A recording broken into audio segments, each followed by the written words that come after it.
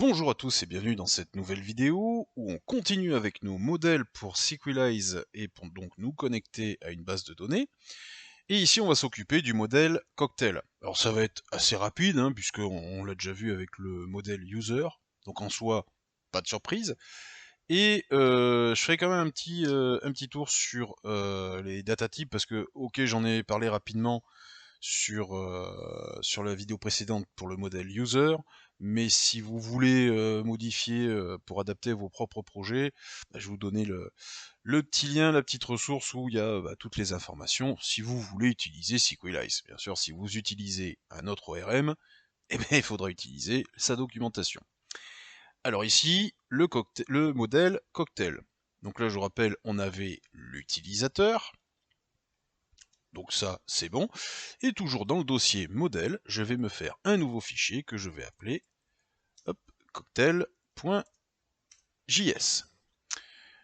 Celui-là, il est identique aux autres. Import des modules. Youpla. Modules nécessaires. Ok, donc là, j'importe simplement le data type qui vient de Sequelize. Et enfin, donc, définition du modèle Cocktail. Ok. Alors, ici, je vais pas... il est toujours en soft delete, mais je vais pas rajouter de hook. J'en ai pas franchement besoin. Donc, à ce niveau-là, vous allez voir, on va faire d'abord l'export default sur lequel on va recevoir Sequelize. Et hop, on attaque direct. Et je vais faire un return direct. Est-ce que... Ah, peut-être pas. Non, tiens, je vais le laisser comme l'autre. Je vais le laisser comme l'autre. Je vais faire un const cocktail sequelize.define et donc cocktail. Ça, vous connaissez. Parce que j'envisage... mince. J'envisage autre chose. Donc, je laisse là pour l'instant.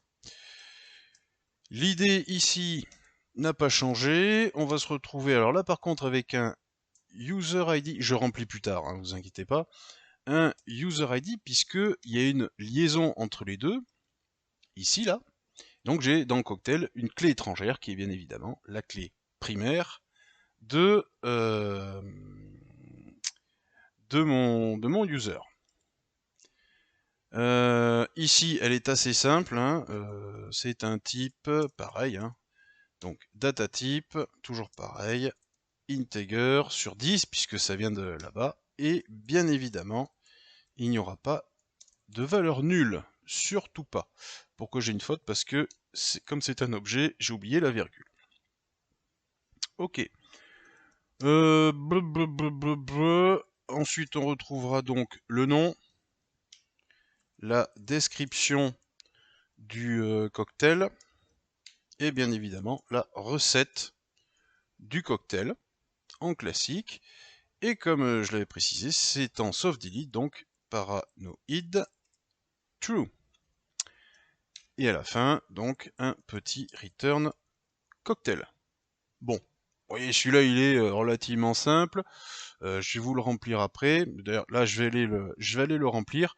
Et puis, je vous reprends en suivant, parce qu'il y a des... Après, je vous montre la documentation, justement, pour tous ces types-là. Ok, bon, voilà, je vous ai rempli rapidement les choses. Après, il n'y a vraiment pas de trucs super farfelus. À part, donc, ce user ID qu'on va utiliser quand on va faire les relations entre les tables, la description, voilà, qui est du texte. C'était un truc qu'on n'avait pas encore vu. Bon, après, ça reste du simple. De l'integer et du string. Dans la documentation, alors là, c'est pas compliqué. Attention, vous remarquerez que là, je vous affiche la V7 alpha. Vous avez compris, aujourd'hui, on est en V6. Il suffit d'aller taper Sequelize V6 modèle data type, comme on voit en haut. Et puis, vous avez tout ce qui arrive. Je l'utilise parce que j'aime bien ce tableau. Qui vous permet de comprendre que, donc là, la première colonne, ce sont les types qu'on utilise dans nos modèles. String, qui fait du varchar 255, string 100, String sans binary, ouais, c'est toujours des petites subtilités. Puis moi, c'était de l'integer aussi. Bon, mais c'est pas ça la question. La question, c'est, vous voyez, il y a une différence, tout du moins, l'ORM qui nous donne ces types classiques, standards. L'ORM ici nous indique aussi que suivant les moteurs de base de données qu'on utilise, ça ne sera pas forcément compris de la même façon. Du coup, c'est peut-être vous, par rapport à votre moteur de base de données, de choisir la bonne correspondance du côté Sequelize. C'est tout aussi vrai dans les autres ORM, hein. Faut aller checker les types qu'eux ils nous donnent pour voir si ça correspond à ce qu'on veut faire dans la base de données. Donc j'ai du string dans une MariaDB, après c'est un fork MySQL, donc ça va être rapide, hein. J'ai du string tout simple, donc un varchar de 255 caractères. J'ai du string avec un nombre à l'intérieur, donc ça va me faire un varchar avec le max ici. Texte, c'est du texte. Qu'est-ce que j'utilise blablabla, l'integer, eh ben c'est de l'integer, blablabla. Ici, il n'y a vraiment pas besoin de se prendre la tête. Mais vous avez toutes les correspondances entre les différents moteurs, et il y en a un du moteur, hein, et ce qu'on peut faire ou ne peut pas faire. Et que des fois, il y en a même qui sont pas, ou qui ne seront pas, puisque je suis sur la V7 Alpha ici, qui ne seront pas disponibles, ou qui ne le sont pas actuellement. Pensez à vérifier, je vous mettrai le lien V6, V7 dans la description.